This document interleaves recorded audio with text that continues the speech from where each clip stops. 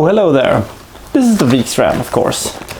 And this is a small little publication called Film på Bio, which is a small publication, free thing that is a giveaway in movie theaters in Sweden that basically tells you what is upcoming, what is going to be released soon, and when is it going to open.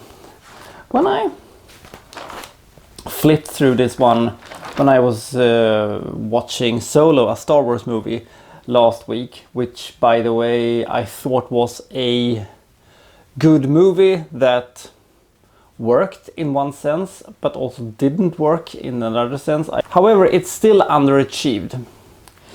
When I was waiting for the movie to open, I was sitting there and I was, rolling through that, and I found this. The future of Star Wars. Every single movie that is going to be released until 2026, which is a silly amount of time. That got me thinking. Should we be worried about the future of Star Wars, or how worried should we be about the future of Star Wars? I'm going to have a little movie monologue now, which I will talk about what I think of the next 8 years of movie making, and also some personal thoughts about the monstrosity that is about to be released upon us. This is Movie Monologue.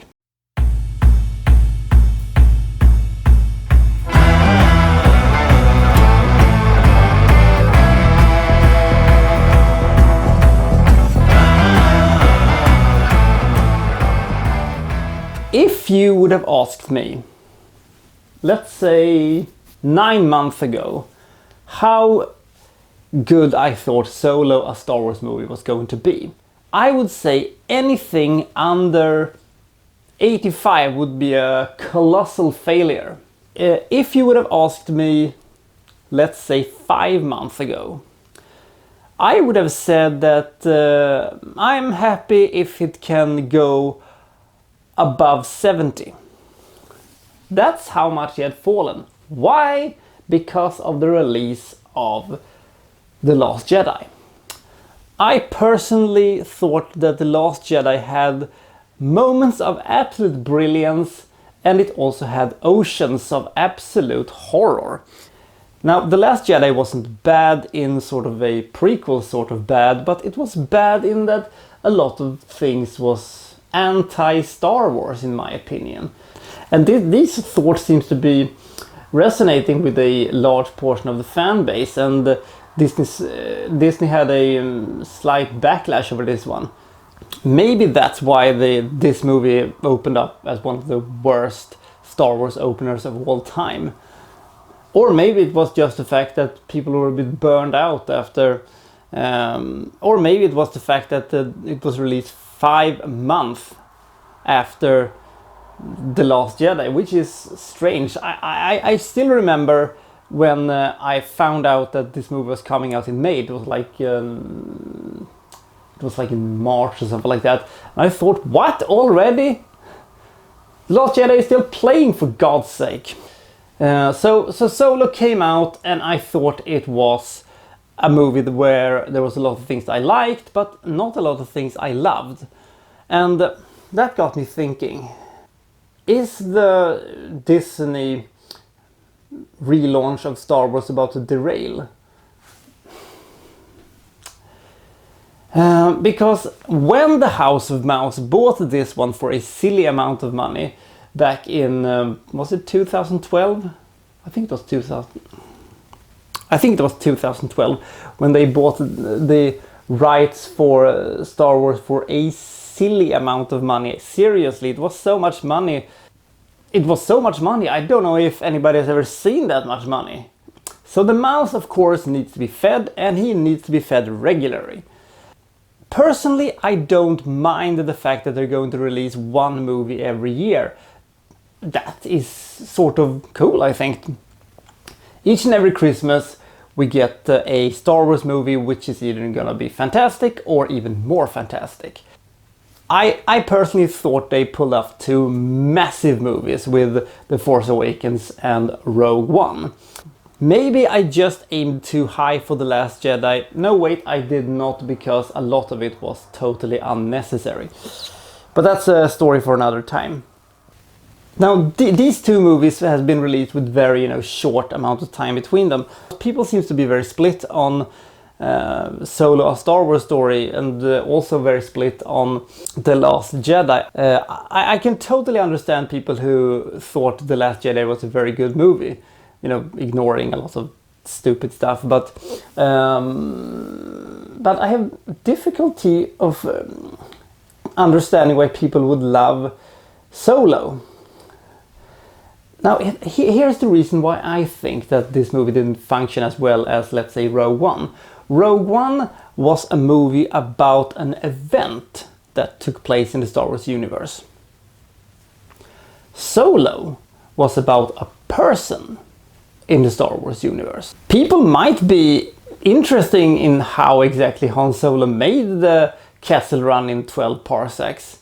For me, I don't care. If we look at the future, what do we have? Well, next year, we're of course going to have episode 9. Right now, on the day of recording, which is the 29th of May 2018, my feelings towards episode 9 is, I don't feel hyped for Star Wars, and that makes me scared. That makes me slightly depressed. But since we have Mr. J.J. Abrams back in the director's chair, it might work.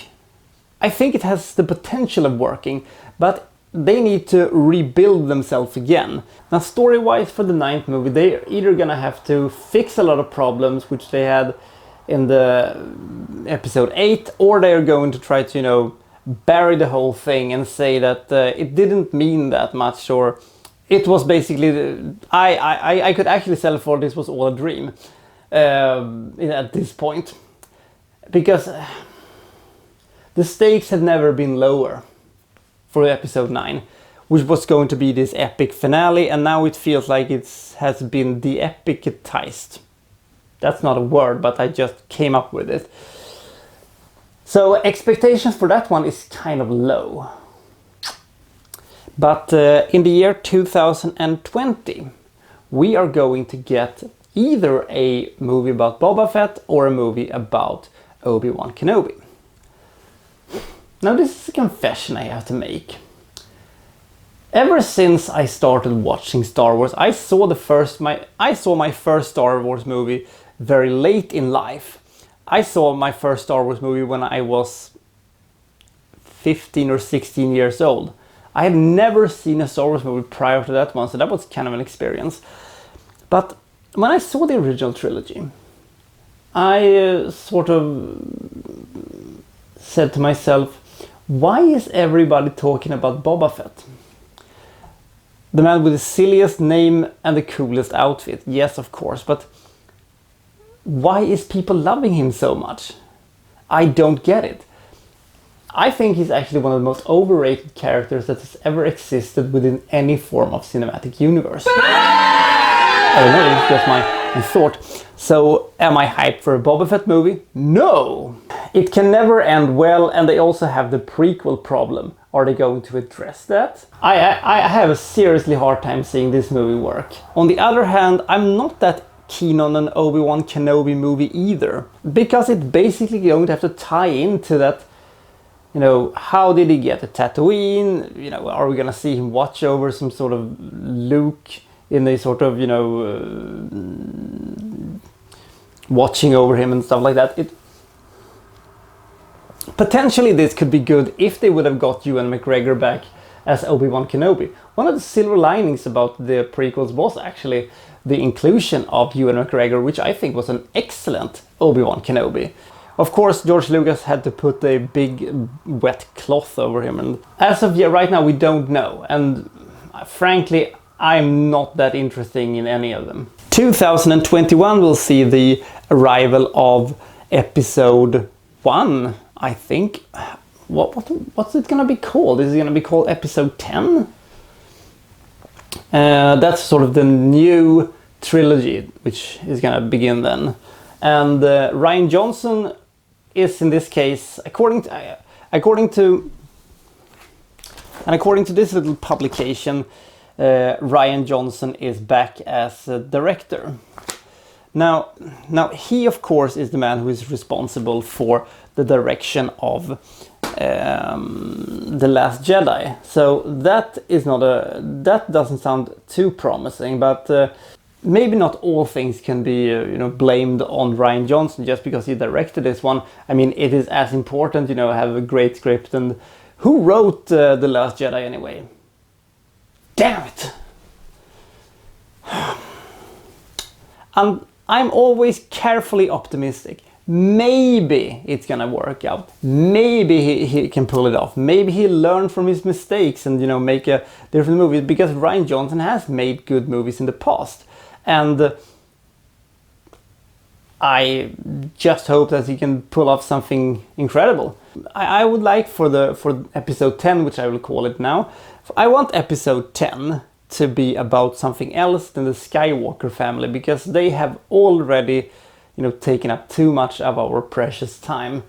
So I'm going to say that they can change the scope, and they can make this movie take place 200 years after the events of episode 9, and maybe we can have some new fresh ideas and new fresh take on it. Maybe even make Star Wars almost like a post-apocalyptic movie, something that happened 100 years before the start of that movie.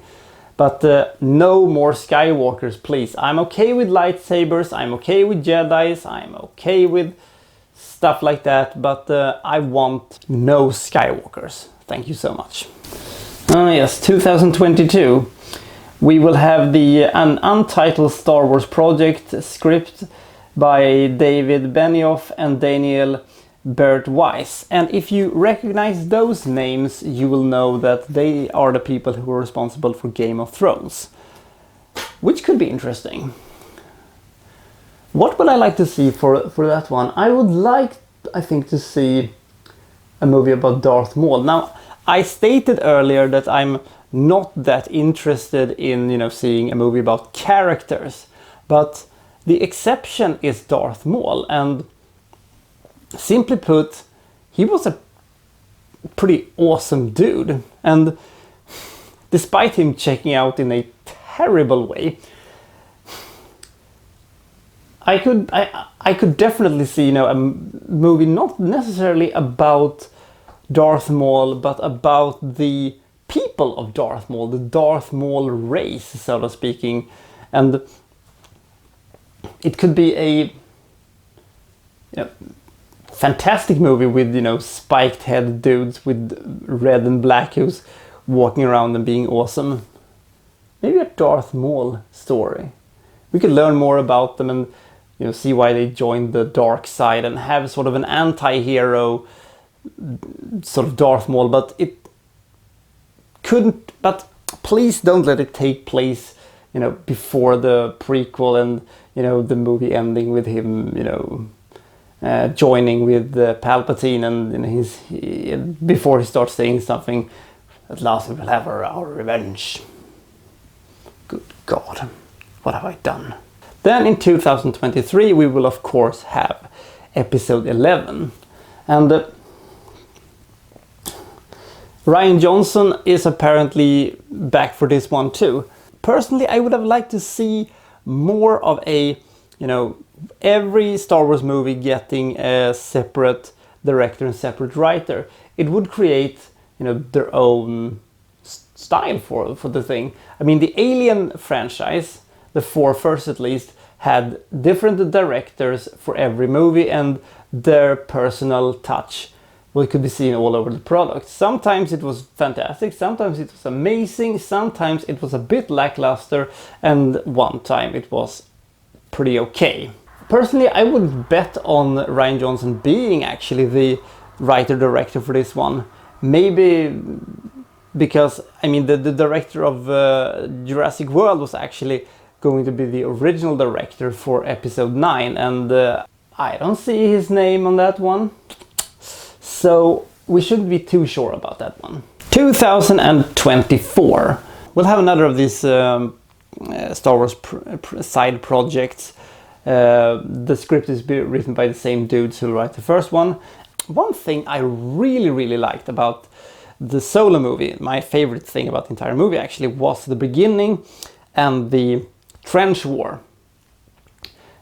The sort of World War I style war on the planet, where Han meets Chewbacca.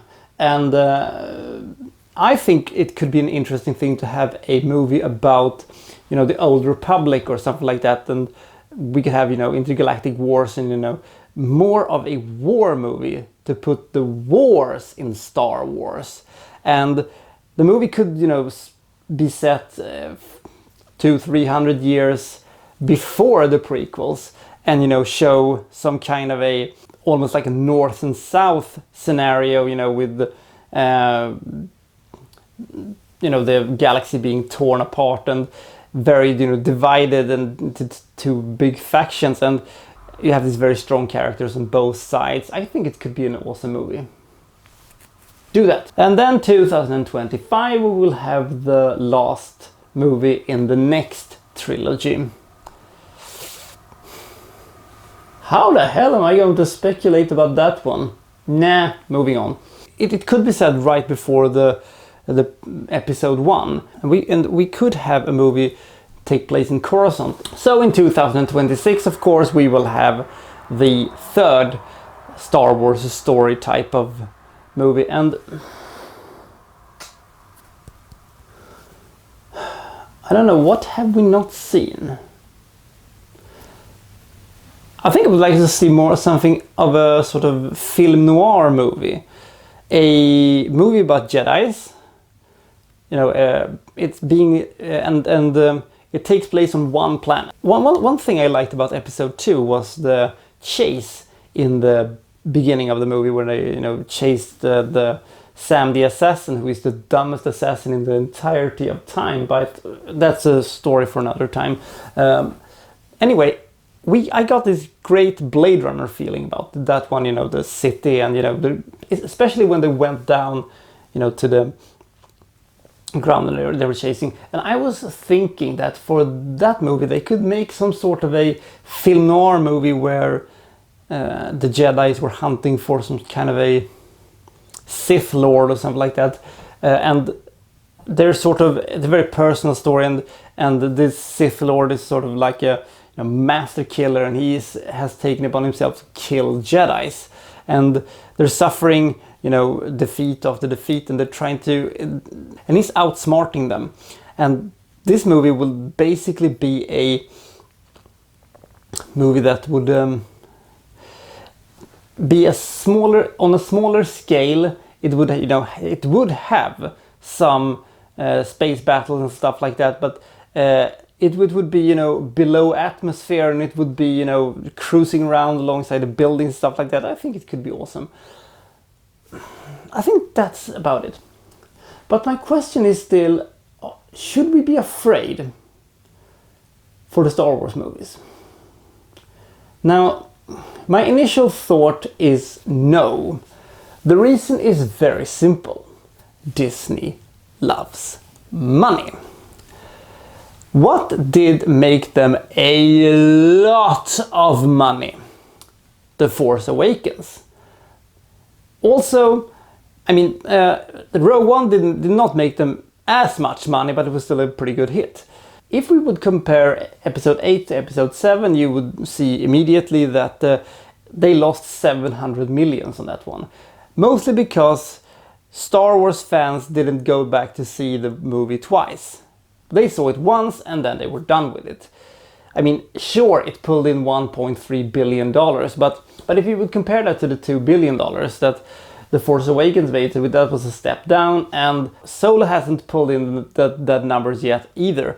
So they're, you know, not pulling in as much money. And one thing you have to say about movie studios, they adapt. If they realize that their product isn't being viewed as good as their last products, they will try to go back and see what did we do that was right here, and we will not do it in this movie. That's the hopeful side of me. Again, a silly optimist, that's what I am. And we'll see. But I think somebody has probably got sacked at this point for releasing Solo in May. When I saw the end credits, I didn't feel, you know, excited or anything. I just felt burned out because it was too soon. And I don't know, that's about it. So what do you think about the future of Star Wars? Comment below and we'll see what happens. Until next time, this is the Victor signing out.